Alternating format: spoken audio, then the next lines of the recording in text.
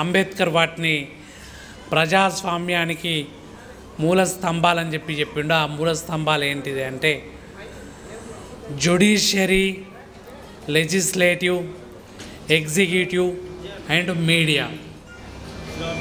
Judiciary ఇవాళ high court జడ్జిలు, supreme court జడ్జిలు అందరూ కూడా ఒకరికొకరు చుట్టాలే అవుతారు. అందులో 80% మంది బ్రాహ్మణులే ఉన్నారు. ఈ ఇన్నేళ్ళ సుప్రీంకోర్టు జడ్జిలు ఎవరు అయినరు అనేది లెక్క తీస్తే వాళ్ళ ఆధిపత్యం మనకు ఈజీగా తెలిసిపోతూ ఉంటుంది. అందుకే ఈడబ్ల్యూఎస్ పేరిట రిజర్వేషన్లు ఇవ్వాలి అని చెప్పి బ్రాహ్మణుల వెనుక ఉండి నడిపిస్తున్నటువంటి ప్రభుత్వం నిర్ణయం తీసుకుంటే కోర్టు ఇమీడియట్గా దానికి ముద్ర వేసింది. అదే బీసీలకు రిజర్వేషన్లు కావాలన్నప్పుడు 10 ఏళ్ళ కనుక ఆ కోర్టు కేసులు నడుస్తూ ఆ తర్వాత విడతల వారిగా కొన్ని రంగాల్లో రిజర్వేషన్లు బీసీలకు ఇచ్చారు. అదే ఇవాళ 3% కూడా లేనటువంటి అగ్రవర్ణ పేదలకు, ఆధిపత్య కుల అగ్రవర్ణ అంటే వాళ్ళ అగ్రం కాదు, మనం ఉన్నత కింది కాదు, ఆధిపత్య కులాల్లో ఉన్నటువంటి 3% కూడా లేనటువంటి కులాల వాళ్లకు ఇవాళ చట్టబద్ధంగా 10% రిజర్వేషన్ అమలవుతుంది. అంటే ఈ జ్యుడిషియరీ మనల్ని వెన్నుపోటు పొడవడం మూలంగా జరుగుతూ ఉంది. అలాగే లెజిస్లేటివ్, ఈ చట్టసభల్లో కూడా ఎస్సీ ఎస్టీలకు రిజర్వేషన్లు ఉన్నాయి, బీసీలకు రిజర్వేషన్లు. ఎస్సీ ఎస్టీలకు రిజర్వేషన్లు ఉన్నా కూడా వాళ్ళు పార్టీకి లోబడి పనిచేయాల్సి ఉంటుంది. కాబట్టి వాళ్ళు గట్టిగా మాట్లాడితే నెక్స్ట్ టైము టికెట్ ఇవ్వకుండా వాళ్ళ రాజకీయ భవిష్యత్తుని నాశనం చేస్తారు. కాబట్టి అటు ఎస్సీ ఎస్టీ బీసీలకు కూడా ఈ ఆధిపత్య కులాల వాళ్ళు అన్యాయం చేస్తారు. ముఖ్యంగా బ్రాహ్మణ ఆధిపత్యం, బ్రాహ్మణీయ భావజాలం. బ్రాహ్మణ ఆధిపత్యం అంటే ఒకరో ఇద్దరు బ్రాహ్మణులు చేస్తున్నది కాదు, ఆ బ్రాహ్మణీయ భావజాలం చేస్తున్నటువంటి ఆధిపత్యం మూలంగా బీసీలకు హక్కుగా దక్కాల్సినవి దక్కుతలేవు. అట్లాగే ఎగ్జిక్యూటివ్, ఇవాళ ప్రైమ్ మినిస్టర్ ఆఫీస్లో 98 మంది ఐఏఎస్ ఆఫీసర్లు టీమ్గా ఉంటే, పిఎంఓలో ఉంటే అలా ఒక్కడు కూడా బీసీ లేడు, ఒక్క ఎస్సీ ఉన్నాడు. అంటే ఈ దేశం ఎట్లా నడవాలి అనేది నిర్ధారించేది ఈ 98 మంది ఆధిపత్య కులాల ఐఏఎస్ ఆఫీసర్లు. దాంట్లో బీసీలకు భాగస్వామ్యం లేదు, ఎస్సీలు ఒక్కడే ఉన్నాడు, ఎస్టీలకు ఒక్కడే ఉన్నాడు. అంటే వాళ్ళు ఏది చెప్తే అది మాత్రమే శాసనమై అమలవుతూ ఉంది. అందుకే ఇవాళ ఢిల్లీలో రైతులు చలిలో కూడా కొట్లాడుతూ ఉన్నాడు, కనికరం లేకుండా వాళ్ళు ఉక్కుపాదంతో అణచివేస్తూ ఉన్నారు. ఇక చివరిగా ఇవాళ ఇక్కడ ముఖ్యంగా మాట్లాడుకోవాలనుకున్నది ఏంటి అంటే మీడియా మొత్తం ఇవాళ ఆధిపత్య కులాల చేతుల్లో ఉన్నది. సోషల్ మీడియా మన చేతిలో ఉన్నా కూడా మనం సోషల్ మీడియాలో ఒక పోస్ట్ పెట్టినామంటే తీసుకుపోయి లోపటేస్తారు. వాళ్ళ లోపటేస్తేందుకు కేసులు పెట్టేది, దాన్ని మానిటర్ చేసేది అంతా కూడా ఆధిపత్య కులాల వాళ్ళే. ఈ మీడియా మనము ఇంత పెద్ద మీటింగ్ చేసుకుంటే సింగిల్ కాలం కూడా దాంట్లో వార్త రాదు. అదే ఆధిపత్య కులాల వాళ్ళు మీటింగ్ పెట్టుకుంటే వేదిక మీద ఉన్న వాళ్ళ ఫోటోలు వేసి పేజీ మొత్తం నింపేస్తూ ఉంటారు. వాళ్ళు మీటింగ్కి ఎవరు రారు కాబట్టి అటువైపు ఉన్న వాళ్ళ ఫోటోలు వేయరు.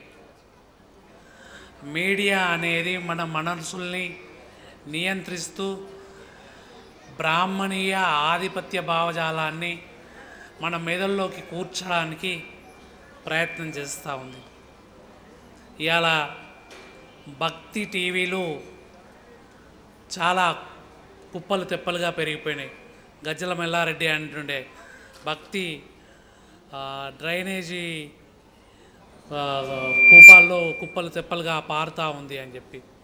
అట్లనే ఇవాళ ఛానళ్ళ ద్వారా భక్తి భావజాలాన్ని ప్రచారం చేసుకుంటే నాకేం అభ్యంతరం లేదు. కానీ దాని పేరిట మూఢనమ్మకాల్ని ప్రచారం చేస్తూ ఉన్నారు. నేను ఈ వేదిక మీద నుంచి మీ అందరినీ, ముఖ్యంగా బైరి నరేష్ గారిని కోరేది ఏంటి అంటే, ఒక తీర్మానం చేయండి.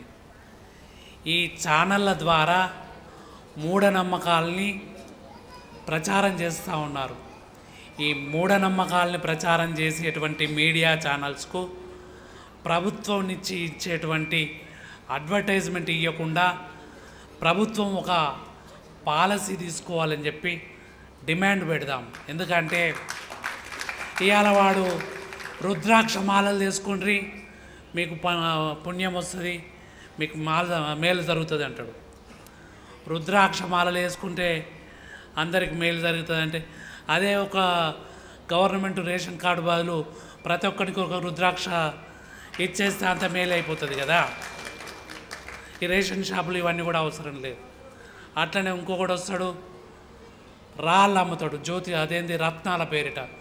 మా రత్నం ఉంగరం పెట్టుకుంటే మీకు పెద్ద పెద్ద పదవులు వస్తాయి అని చెప్పి అంటారు. మరి ఆ పదవులు వచ్చేటందుకు బీసీలందరికీ ఉంగరాలు ఫ్రీగా ఇచ్చేసేరి వచ్చేస్తుంది కదా. ఇట్లా మూఢనమ్మకం. ఇంకొకటి జ్యోతిష్యం కూడా. ఇవన్నీ కూడా ఈ భక్తి ఛానళ్ళల్లో ఒక ప్రోగ్రాంకు ఇంకొక ప్రోగ్రాంకు మధ్యన వేస్తూ ఉంటారు, ప్రచారం చేస్తూ ఉంటారు.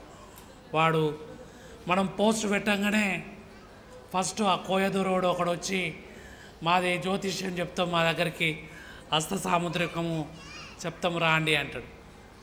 అంటే వీళ్ళనే నియంత్రించలేకుండా అట్లా మూఢనమ్మకాలని ప్రచారం చేసేటువంటి మీడియా ఛానళ్లకు, అట్లాంటి అడ్వర్టైజ్మెంట్లు ప్రచురించే పత్రికలకు తెలంగాణ, ఆంధ్రప్రదేశ్ ప్రభుత్వాలు, భారత ప్రభుత్వము అడ్వర్టైజ్మెంటు ఇవ్వకుండా ఉండాలి అని చెప్పి మనము ఈ సభ ద్వారా తీర్మానం చేసి సుప్రీంకోర్టు జడ్జిలకు, హైకోర్టు జడ్జిలకు పంపిద్దామని చెప్పి కోరుకుంటూ, ఇవాళ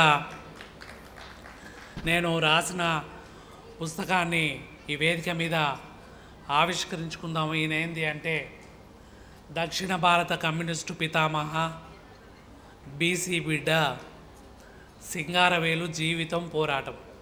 ఈయన గురించి 2 నిమిషాలు చెప్పి తర్వాత మనం పుస్తకం ఆవిష్కరించుకుందాం. ఇవాళ మొన్న చనిపోయిండు సీతారామ యేచూరి అని చెప్పి. ఆ బాపనాయన గురించి ఆయన చనిపోయిన నెల రోజుల లోపల పుస్తకాలు కుప్పలు తెప్పలుగా ఆయన వ్యాసాలు, ఆయన జీవిత చరిత్ర కమ్యూనిస్ట్ పార్టీలు వేసారు. శ్రీపాద అమృత డాంగే అని చెప్పి హెడ్గేవారు ఎట్లనో ఆర్ఎస్ఎస్కు, కమ్యూనిస్ట్ పార్టీ ఆఫ్ ఇండియాకు ఈ శ్రీపాద అమృత డాంగే అనే బాపనాయన కూడా అట్లా ఆయన జీవిత చరిత్రను, అట్లాగే కమ్యూనిస్ట్ పార్టీని కేరళలో నడిపించినటువంటి, అధికారంలోకి తీసుకొచ్చినటువంటి ఈఎంఎస్ నంబూదిరిపాదని ఆయన జీవిత చరిత్రను, అట్లాగే బెంగాల్లో జ్యోతి బసు ముఖ్యమంత్రిగా ఉన్నటువంటి వ్యక్తి. ఈ బాపనోళ్ళు అందరు బాపనోళ్ళే.